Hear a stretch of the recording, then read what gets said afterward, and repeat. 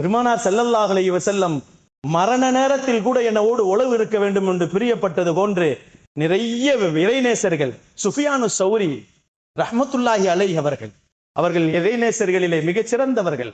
அவர்கள் வாழும் காலங்கள் முழுக்க ஒழுவோடு இருந்திருக்கிறார்கள். அவர்கள் சொல்லுவார்கள், அவருடைய வாழ்க்கையிலே வரலாறுகளில் எழுதப்படுகிறது, அவர்கள் படுக்கையிலே படுத்திருக்கிறார்கள். அவர்களுடைய சக்கராத்துடைய நேரத்திலே அவர்கள் சொல்லுகிறார்கள், நான் உயிர் பிரியும் பொழுது ஒழுவோடு பிரிய வேண்டும், நான் பிரியப்படுகிறேன். அந்த நேரத்தில் 60 முறை ஒழு முறிஞ்சுச்சா அவங்களுக்கு. 60 முறையும் ஒழு செய்தார்களாம். சக்கராத்து நேரம், எந்திரிச்சு நடக்க முடியல, அவ இழுத்துக்கிட்டு இருக்கு. அந்த நேரத்தில் கூட இறைநேசர்கள் எல்லாம் ஒழுவோடு இருக்க வேண்டும், ஒழுவோடு இறக்க வேண்டும் என்று பிரியப்பட்டார்கள். சுஃபியானு சௌரியுடைய வரலாறுகளிலே எழுதப்படுகிறது. கண்ணியத்திற்குரியவர்களை, அல்லாஹ்வின் நல்லடியார்கள், உலகத்தில் அல்லாஹ் ஜல்ல ஷானஹு தஆலா 2 தண்ணீரை மட்டும்தான் நின்னுட்டு குடிக்கிறதுக்கு அனுமதி கொடுத்திருக்கிறான். அல்லாஹ் 2 தண்ணீர் நம்ம கேள்விப்பட்டிருப்போம், 1 தான் நின்னுட்டு குடிப்போம். ஜம்சம் தண்ணீர் மட்டும்தான் நின்று குடிப்போம் இல்லையா? நபிகள் நாயகம் ஸல்லல்லாஹு அலைஹி வஸல்லம் அவர்கள் 2 தண்ணீரை நின்று குடிக்கிறது சுன்னத்தான முறையாக்கி இருக்காங்க.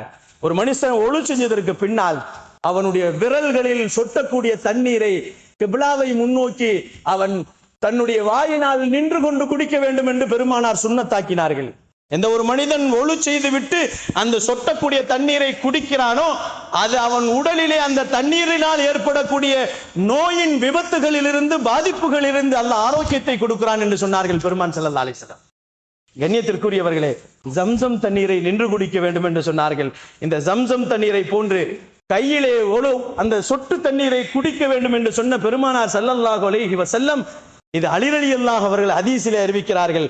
அன்பிற்கினியவர்களே, அல்லாஹ்வின் நல்லடியார்களே, மேலும் பெருமானார் ஸல்லல்லாஹு அலைஹி வஸல்லம் சொன்னார்கள், இந்த சொட்டு தண்ணி குடிக்கிறது மிகப்பெரிய பாக்கியமானது, சக்கராத் நேரத்தில் களிமாவை கூட உங்களுக்கு ஞாபகப்படுத்தும் என்று சொன்னார்கள். கண்ணியத்திற்குரியவர்களே, சாதாரண விஷயம்தான்.